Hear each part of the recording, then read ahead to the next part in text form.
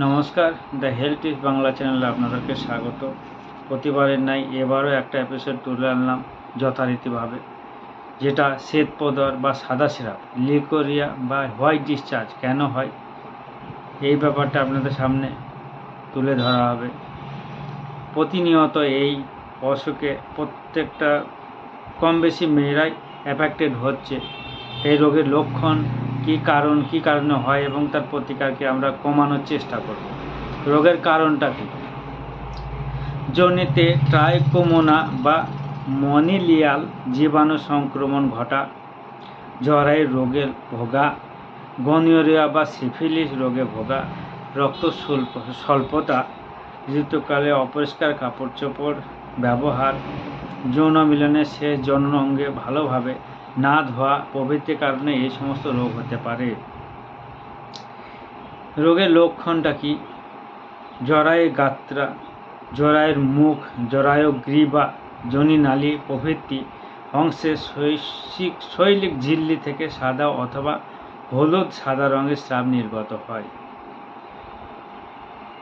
অনেকে এই স্রাব ঋতুস্রাবের পূর্বে, অনেকে ঋতুস্রাবের সাথে সাথে, আবার অনেকে ঋতুস্রাবের পরও হয়। অবশ্যই রোগ খুব বাড়াবাড়ি হয়ে গেলে স্রাব একটানা চলতে থাকে। স্রাবের সময় যোনিতে চুলকায়, জ্বালা জ্বালা ভাব হয়, যোনির ভেতরে ও বাইরে ঘা হতে পারে, যোনির দ্বারে হেজে যাওয়া ন্যায় হয়ে যায়, ঘষটিয়ে যায় যেটাকে বলে। রোগিণী ক্রমশ দুর্বল ও শীর্ণ হয়ে যায়, মুখমণ্ড ফ্যাকাশে দেখায়, চোখের কালো কালো কালো দাগ হয়ে যায় চোখের নিচে, গাত্রবর্ণ বিকৃত হয় প্রভৃতি লক্ষণ এই কারণে ঘটে। মাথা ঘোরা, বুক ধড়ধড় করা, কোমরে যন্ত্রণা হওয়া, পেটে ব্যথা, হাতে পায়ে খিল ধরা প্রভৃতি এই সমস্ত লক্ষণ। রীতি নিয়মিত হয় না, প্রস্রাবে জ্বালা জ্বালা ভাব হয়, সর্বদা জ্বর ভাব, খিটখিটে মেজাজ, ক্ষুধামন্দ্রা, নিদ্রাহীনতা, হজমে গোলযোগ এই সমস্ত কারণে দেখা যায়। এই সাদা সিরাপের কারণে এই সমস্ত জিনিসগুলো হতে পারে।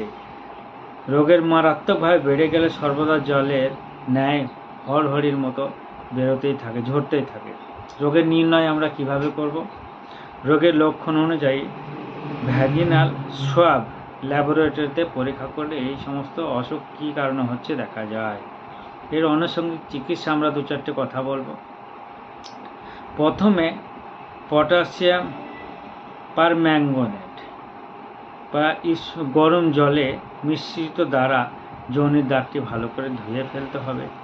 এছাড়া পভিডন আয়োডিন লোশন পাওয়া যায় বাজারে, ওই লোশনটা জলের সঙ্গে মিশ্রিত করে ওই জায়গাটা পরিষ্কার করতে হবে। ট্রাইকোমোনা বা মানিলিয়াল জীবাণুকে উপস্থিতি থাকলে সেখানে ভ্যাজিনাল ট্যাবলেট পাওয়া যায়। ভ্যাজিনাল ট্যাবলেটটা ওখানে প্রবেশ করালে পারে ওইটা ওই এফেক্টটা অনেকটাই কমে যায়। এছাড়াও ভ্যাজিনাল জেল পাওয়া যায়, সেই জেলগুলো ব্যবহার করলে পারে ভেতরে যে জেলটা প্রবেশ করালে ওই জেলটা অনেক সময় ওই ব্যাকটেরিয়াটা ধ্বংস করে, তারপর অনেক সময় কমানো যায়। তৃতীয়ত এর সঙ্গে ওই যে জেলের সঙ্গে ফাঙ্গাল জাতীয় ট্যাবলেট, ফ্লুকোনাজল বা ইটাকোনাজল এই সমস্ত ট্যাবলেট সপ্তাহে 2টো করে ব্যবহার করতে হবে। এর সঙ্গে হিমফা টনিক, ভিটামিন, গায়ের দেহ দুর্বল হয়ে যায় তার জন্যে হিমফা টনিক বা রক্ত যাতে বাড়বে সেই সমস্ত টনিকগুলো ব্যবহার করতে হবে। এর সঙ্গে জরায়ু বা যোনির জীবাণু দূষণ ঘটানোর জন্যে অ্যান্টিবায়োটিক ব্যবহার করতে হবে। 2-3 দিন অ্যান্টিবায়োটিকটা খেলে পারে জীবাণুটা ধ্বংস হয়ে যাবে। এর সঙ্গে অশোকা কার্ডিলা সিরাপ পাওয়া যায়, ওই সিরাপটা খেলে পারে দীর্ঘদিনের ওই অসুখটা সেরে যায়। অশোকা কার্ডিলা এমন একটা জিনিস মেয়েদের পক্ষে এই লিকোরিয়া সম্পূর্ণ পরিশুদ্ধ বা সম্পূর্ণ সুস্থতা এনে দিতে পারে। আমরা ঘরোয়া চিকিৎসা কী করবো সেগুলো আমরা 2-4টি কথা বলি। যে রোগিণীর পুকুরে স্নান করো সেটা নিষিদ্ধ। যোনিদ্বার ও যোনিনালী সর্বদা পরিষ্কার রাখতে হবে। যোনি মিলনের পর যোনিদ্বার ও যোনিনালী ভালোভাবে ধুয়ে ফেলতে হবে। প্রয়োজনে জল অ্যান্টিসেপটিক লোশনও ব্যবহার করতে পারেন আপনারা। ঋতুস্রাব সময় ঘোরা কাপড় ব্যবহার করা চলবে না। স্যানিটারি ন্যাপকিন ব্যবহার করতে হবে। রোগিণীর ঝাল, মশলা, টক, মদকজাত বা তামাকজাত দ্রব্য নিষিদ্ধ। মিষ্টি ফলের রস, সবুজ শাকসবজি, দুধ, ঘি, চা, পোনা, শিঙি মাছ, মাগুর মাছ এই সমস্তগুলো আপনারা খেতে পারেন। চিকিৎসা চলাকালীন রোগিণীকে সম্পূর্ণ বিশ্রামে থাকতে হবে। এই সময় যৌন মিলন পুরোপুরি নিষিদ্ধ। বিবাহিতাদের জন্য বলা হচ্ছে, যারা পুরুষ আছেন তারা ওই যৌন মিলনের আগে ওই পোভিডন-আয়োডিন লোশনটা আপনি পরিষ্কার করে নেবেন, তারপর যৌন মিলন করলে এই প্রবলেমটা আর ভবিষ্যতে দেখা যাবে না। ধন্যবাদ, আজকে এই পর্যন্তই।